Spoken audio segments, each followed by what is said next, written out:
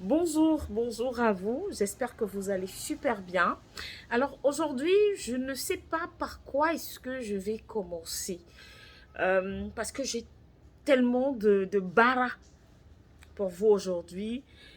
Comme on dit chez nous là-bas en Côte d'Ivoire, chez mes autres frères camerounais, l'expression, il y a plusieurs expressions. Parfois, on peut dire le Congo-ça. Il y a le Congo-ça dans l'air. Parfois, on peut dire j'ai alors le fax. Voilà, je préfère utiliser cette expression-là. J'ai le fax encore ce matin. Et malheureusement, sur le banc des accusés, c'est encore le président Patrice Talon. Loin d'être un acharnement, je tiens à le préciser. Je ne le connais ni d'Adam ni d'Ève, excepté sur la casquette du président de la République du magnifique pays qui est bien sûr le Bénin, royaume des Amazones. Et moi, je me revendique être une Amazone voilà, du panafricanisme, du combat, des dénonciations, mais aussi sensibilisation. Alors, comme je disais, je ne sais pas par quelle erreur, parce que je préfère le dire comme ça, d'autres utilisent des expressions plus fortes qui frisent à de l'insulte. Je ne vais pas l'insulter. Non, je ne vais pas tomber dans ça. Bien qu'il soit vrai que mon cœur bouillonne de colère et de mépris, de dégoût.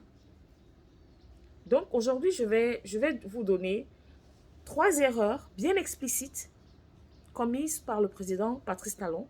Des erreurs aujourd'hui qui sont en train de détériorer ce que nous appelons l'intégration surrégionale, ce que nous appelons la fraternité, ce que nous appelons le vivre ensemble en Afrique.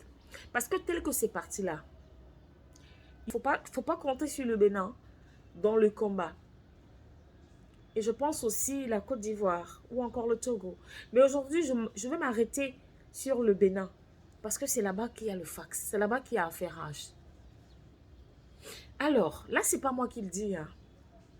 Vous pouvez vous référer, d'ailleurs, tout ce que je vais dire ici, vous pouvez vous référer sur les sites d'information et béninois et nigériens, mais aussi sur les différentes plateformes digitales à caractère informationnel.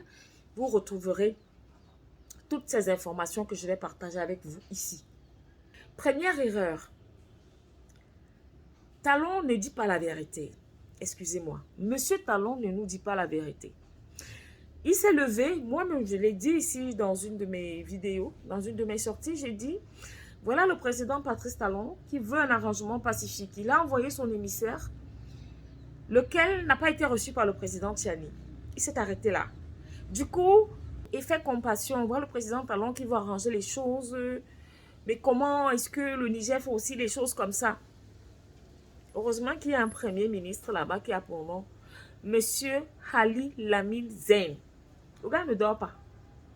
Il a fait... J'ai comme l'impression qu'en fait, c'est Allah qui lui a parlé. Que ne te précipite pas. Le gars va encore commettre des erreurs. Comme ça, tu vas accumuler tout ça. Tu balances ça à la presse. Et c'est ce qui a été fait lors de la conférence de presse qui a été donnée par le premier ministre, chef de gouvernement. Alors la première erreur, c'est ça. Il n'a pas dit la vérité quand il fait sa sortie, il veut jouer la victime.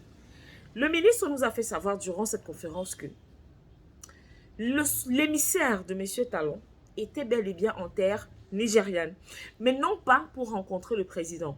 Il y était pour autre chose, notamment pour le comité inter-État des pays justement sur le pétrole et le pipeline, un truc de ce genre dans les histoires de pétrole. Le mec était là le 27 et le 28. Et donc, à la même période, il y a justement la presse qui a fait son travail, qui a relayé les informations, qui n'arrêtait pas justement de faire savoir que c'est Talon qui bloque, c'est M. Talon qui fait ci, qui fait ça. Moi, mon analyse, c'est que je me suis dit, certainement comme il a vu qu'il a été acculé et toutes les plaintes convergeaient vers lui, il a anticipé. Il a donc mandaté son élément, qui était déjà en terre nigériane, d'aller remettre une lettre d'explication et pas d'excuses, mais d'explications et demander bien sûr un consensus pour que tout se règle pacifiquement. Sauf que dans la lettre, nous dit bien sûr monsieur le Premier ministre, il y a un paragraphe où il dit que toutes les négociations là en fait, tant que le Niger n'ouvre pas sa frontière, il n'y aura rien. Donc en fait, il conditionne le Niger sur la pacification de leurs relations. Deuxième erreur. Le Premier ministre nous fait savoir qu'il y a eu une attaque le 20 mai à la base militaire de Boni. C'est au Niger. Et selon leurs investigations, les assaillants viennent du Bénin. Sur ce fait, le Premier ministre accuse donc le Bénin de servir de base arrière aux rebelles, aux assaillants, qui veulent intenter à la sérénité, à la tranquillité et surtout à la sécurité de l'État nigérien. Fort donc de cet incident survenu à Boni le 20 mai, le jour où l'émissaire de Talon, vous allez voir que ça se rejoint, l'émissaire de Talon voulait aller rencontrer le président Tchani, il ne pouvait pas. Car dans son agenda, c'était mentionné nulle part qu'il devait recevoir un émissaire de M. Patrice Talon. En plus, il était en pleine réunion sécuritaire par rapport à l'attaque qui a été perpétrée du côté de la base militaire nigérienne de Boni. Troisième erreur, dénoncée toujours par le Premier ministre, M. Lamine Zen, il nous a fait savoir une chose que M. Talon ne dit pas. Il nous a fait savoir que des inspecteurs nigériens qui travaillent sur le port Sémé-Poti ont été chassés par la police béninoise. Selon les accords tripartites, on ne peut pas décharger le brut sans la présence de l'un des membres. Mais quand vous chassez les inspecteurs nigériens pour décharger le brut sans eux, ce n'est pas le palabre que vous cherchez. Je m'arrête là pour aujourd'hui. Et entre-temps, pour sortir, nous savons tous que le président Patrice Talon était attendu à Séoul, en Corée du Sud, où il se tient actuellement le sommet Corée du Sud-Afrique. Il a même annoncé son arrivée dans ce pays-là. Mais à la dernière minute, il a tout annulé. Il s'est fait représenter par, je crois, un ministre, soit des Relations extérieures, je ne sais plus trop quoi. Et, contre toute attente, monsieur a surpris.